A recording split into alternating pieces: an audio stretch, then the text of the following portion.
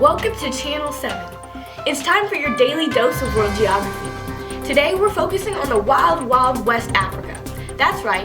Ghana, Sierra Leone, Liberia, Nigeria, Senegal, Cote d'Ivoire, Guinea-Bissau, Gambia, Togo, Benin, Cape Verde, Burkina Faso. But if you didn't catch all of that, we'll break it down for you.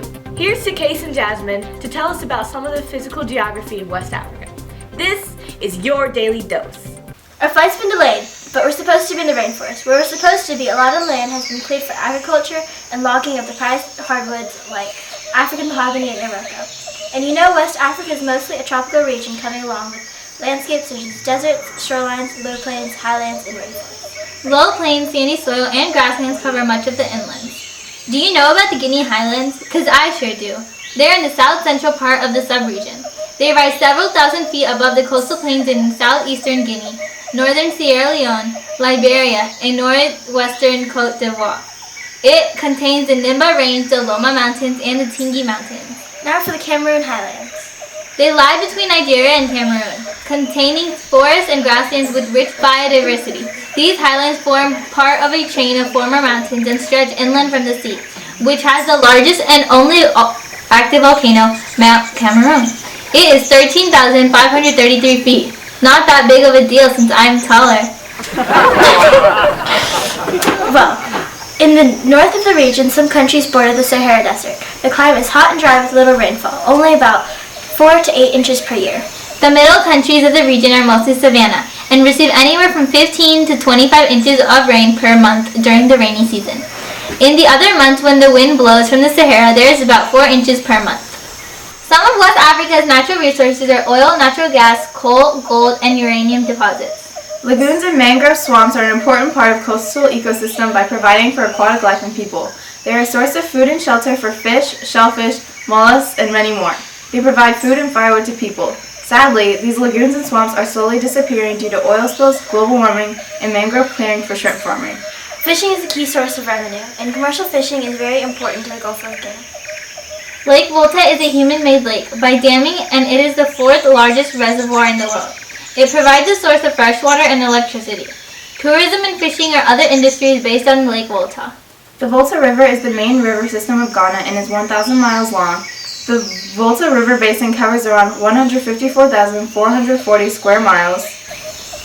The Senegal River flows north from the Guinea Highlands to Guinea, Mali, Mauritania, and Senegal. The plain around the Senegal River is important to agriculture. The Niger River is 2,600 miles and the main river of West Africa.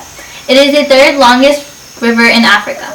Fishing is important for the people living along the river, and there is commercial shipping along 80% of the river. The Benue River is the largest tributary to the Niger River. It is over 673 miles long. The Niger River has 2 deltas. The Mali Delta is an inland delta where rivers spread across plains, creating large wetlands and area for agriculture. The Niger Delta is where the river empties into the Atlantic. Oil discovery in the 1950s changed the water because productions and spills have polluted it. The first empire to emerge in West Africa was the Ghana Empire and ended up becoming one of the richest trading civilizations of West Africa. Ghana profited from salt mines in the north and gold mines further south. Archaeologists believe it began around AD 300 and lasted until the 13th century. The Mali Empire developed after Kangaba broke away from Ghana. Sundiata Keita, an early king, took over Timbuktu and made it an important center of trade and scholarship. Another empire is Songhai, which fell to the Moroccans in AD 600. Europe soon realized that there were valuable resources in Africa.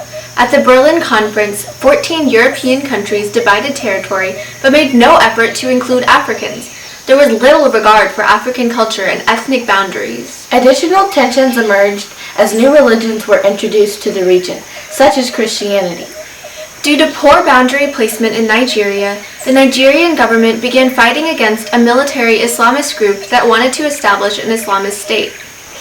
Most people in West Africa live along the coast and river plains, and about half the people live in urban areas that are very crowded. West Africa's rate of urbanization is among the world's fastest. People move to urban areas in hope of finding better jobs, healthcare, and education. Hundreds of languages are spoken in West Africa, and Arabic is common in the northern areas of the region. Yoruba is part of the Congo-Kordofanian language group, and its many dialects are widely spoken and taught in schools and universities. It is also commonly in printed materials such as books and newspapers. English and French are also widely spoken from past European colonization. Education is inconsistent and literacy rates in West Africa are one of the lowest in the world. The highest literacy rate is 67% in Ghana. Healthcare is limited, and because of this, infant mortality rates are high. Poor sanitation, health conditions, and inadequate nutrition are factors. Agriculture is the main economic activity for the people of West Africa. Many people live by subsistence farming or growing their own food and building their own houses. Not many people are involved in commercial farming, and I don't mean that type of commercial. West Africans try to survive the poor health and wellness conditions instead of worrying about environmental problems. This is actually detrimental because a lot of their health problems stem from the environmental issues. Many water and sanitation problems put the people of West Africa at risk. It actually kills numbers of people and puts large restraints on the economic development and opportunities. As if the other problems weren't enough, in the future, there may be problems with food abundance because of mismanagement of agricultural goods. It is a threat because of the government's failure to secure the process of handling soil, wildlife, and forests. West Africa is facing many environmental issues, such as degrading of land, drought, pollution, and reduction of fish stocks and water resources. The population of countries south of the Sahara Desert may double in around 22 years because of the growth rate being at 3.2% yearly. The rapid growth rate has led to environmental crises such as erosion, desertification, and deforestation.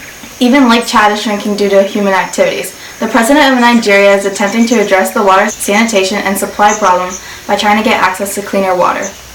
Did you know that the Oxfam International is the confederation that is working hard to help poverty in over 90 countries, which is the assistance coming from 17 organizations?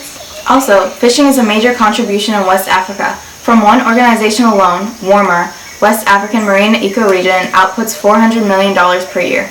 Stay tuned, because after the break, we'll be bringing in some experts to go through the basics of each country in West Africa. Ever wanted some diamonds? Yeah! Conflict diamonds, aka blood diamonds, are, mined in war-torn areas and used to finance wars. If you can remember the conflict in Sierra Leone in the 90s, rebels used forced labor to mine diamonds. And they were then sold in neighboring countries and European markets. The money financed the Civil War. Although efforts made to help protect the purchasing of these diamonds are very effective. We can get some to you for only 7 leones. What a deal! Just call 900-854-3864. Mention you're looking for blood diamonds and you'll get a surprise. Also, donate to our website at www.blooddiamonds.com. Please welcome Alex! Thank you. I'll be covering Cape Verde, Senegal, Gambia, and Guinea-Bissau. Cape Verde, only slightly larger than Rhode Island, is an archipelago off the coast a little north of Senegal. Its capital is Praia and it has a population of over 113,000 people. On the flag, the blue represents the Atlantic Ocean, the red stripe represents the road to economic success, and the gold stars represent the 10 islands in the country. Next is Senegal. Senegal has a population of 14.1 million and its capital is Dakar. 94% of the population practices Islam. The flag is designed after the French tricolor because France has been in control of the area before its independence. The red, yellow, and green are official Pan-African colors, and the star in the center symbolizes hope and unity. Moving to Gambia. With Banjul as its capital, Gambia has a population of over 1.8 million. The red in the flag represents the savanna grasslands, the blue represents the Gambia River, and green represents the forest.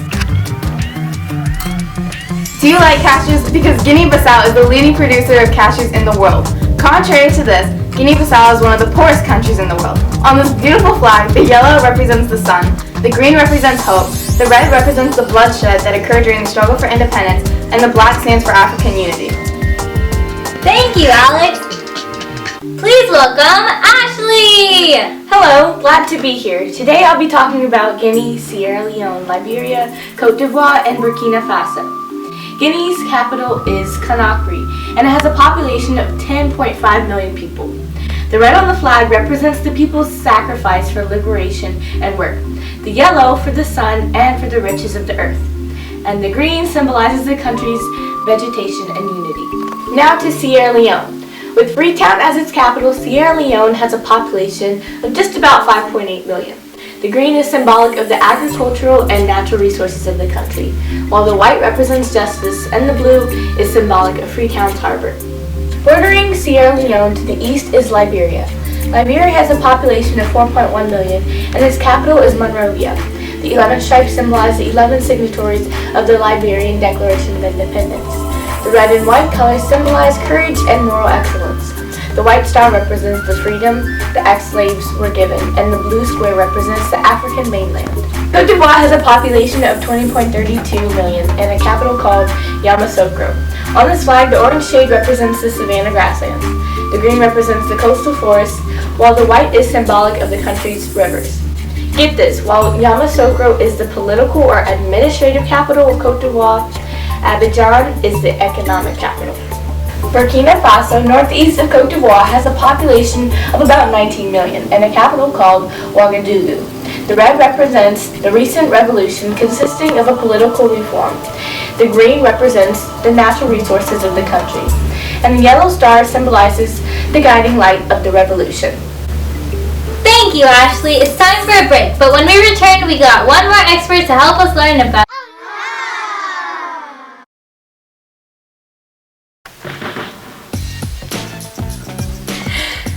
Kids! Bob! Played by West African style! With parodies such as Bad Blood Diamonds. Hello from West Africa. Hands to my Monrovia and Nigeria Blade.